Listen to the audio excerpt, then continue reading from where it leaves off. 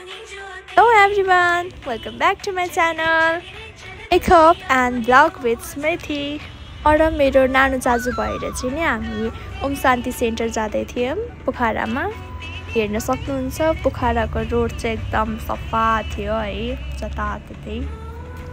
काठमाडौँ एकदम धुलो धुवा हुन्छ हैन। अब हामी काठमाडौँमा बस्ने मान्छेलाई चाहिँ पोखरा एकदमै सफा लाग्ने के। चाहिँ मलाई सबसे धेरै मन पर्ने भनेको झुला हो हैन, किनकि हरेक ओम शान्ति सेन्टरमा झुला हुन्छ नै हैन। सो म त्यतै गएर बसिहाल्छु, खेल्छु है। चाहिँ हजुरले अर्को कुरा भनेको चाहिँ एकदम ठुलो गार्डन र यो घर हेर्ने यति ठुलो छ नि, महल जस्तो गाडी जस्तो कस्तो राम्रो डिजाइन पनि छ, हेर्न सक्नुहुन्छ। डिभाइन पिस प्यालेस हो यो चाहिँ। यो ठाउँ चाहिँ एकदमै राम्रो क्या, हामीलाई यहाँ जानु चाहिँ क्या पिस फिल हुन्छ। यहाँको चाहिँ नि दिदी र दाइहरूले नि यो गार्डनहरू यो झुला यस्तो राम्ररी सजाउनु भएको छ, यस्तो राम्ररी केयर गर्नुभएको छ नि, त्यसैले एउटा स्वर्गकै अनुभूति पाउन सकिन्छ क्या।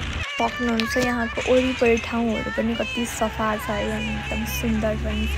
अनि त्यहाँनिर चाहिँ एकदमै धेरै ट्रिजहरू एन्ड देन फ्लावर्सहरू पनि राखिएको थियो हैन। तलपट्टि चाहिँ पुरै पटहरूमा यति धेरै फ्लावर्सहरू राखिएको थियो हैन। कस्तो राम्रो थियो त्यो पनि। म चाहिँ एकदम खुसी थिएँ यहाँ आउन पाएर। नानु चाजुलाई धेरै धेरै धन्यवाद मलाई यहाँ ल्याइदिनु भएकोमा।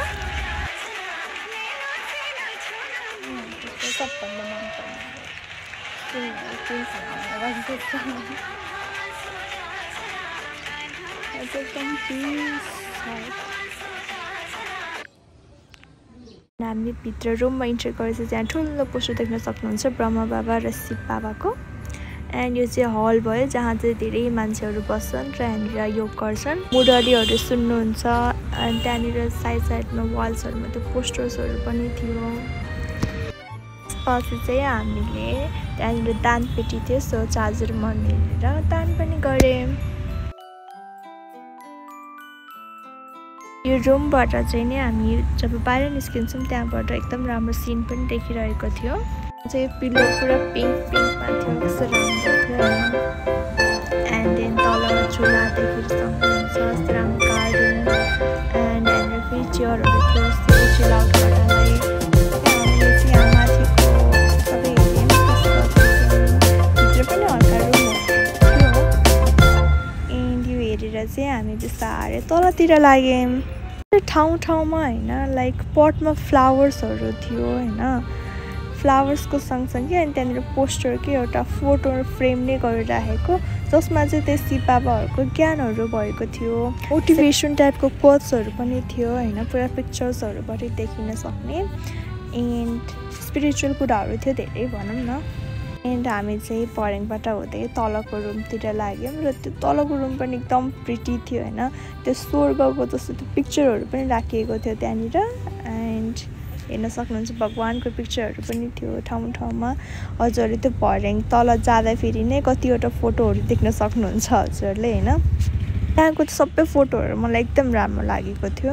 एन्ड त्यहाँ जाने बित्तिकै आफ्नो मन नै शान्त हुन्छ, आनन्द हुन्छ क्या। लाइक यो रुम चाहिँ एउटा सिटिङ एरिया टाइपको थियो हैन, जहाँ चाहिँ राम्रो डेकोरेसनहरू थियो। त्यसपछि हामी लाग्यौँ बाहिरकोपट्टि ठुलो पनि डाइनिङ हल हो, जहाँ चाहिँ सबैजनाले खाना खानुहुन्छ। पनि यो फोटोहरूको मार्फत एकदमै राम्रो सुविचारहरू राखिएको थियो सक्नुहुन्छ। यो डाइनिङ हलको डेकोरेसन नै कति राम्रो थियो क्या। फेरि यहाँनिर नि प्लान्ट्स थियो, चेयर्स त्यस्तै टेबल एन्ड एउटा फ्लावर पनि थियो हरेक टेबलमा। पुरा so pretty. Be happy for no reason. यो पोस्ट चाहिँ मलाई एकदम मन परेको थियो है। मलाई चाहिँ त्यहाँको दिदीले टिका लगाएर प्रसादी पनि दिनुभएको थियो एन्ड आशीर्वाद दिनुभयो मलाई। कस्तो स्विट हुनुहुन्थ्यो एन्ड मलाई परी जस्तै छौ भनेर कम्प्लिमेन्ट पनि दिनुभएको थियो। उहाँहरू चाहिँ दुइटै दिदी दुवैजना एकदम राम्रो हुनुहुन्थ्यो, पोलाइट हुनुहुन्थ्यो, मलाई एकदम मन परेको थियो उहाँहरू। त्यति बेला बिहानको टाइममा गएको भएर हामीलाई फ्रुट्सहरू दिनुभएको थियो, विच वेयर भेरी टेस्टी।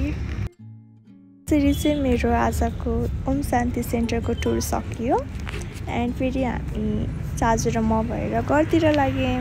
हजुरहरूलाई यो भिडियो मन पर्यो भने लाइक गरिदिन चाहिँ नबिर्सिनुहोस् होला। Thank you so much for watching and मलाई कमेन्ट सेक्सनमा भन्नुहोस् होला हजुरहरूमध्ये को जानुभएको छ ओम शान्ति सेन्टर।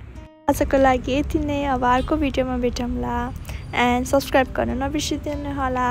हस् त, bye bye, love you all, take care.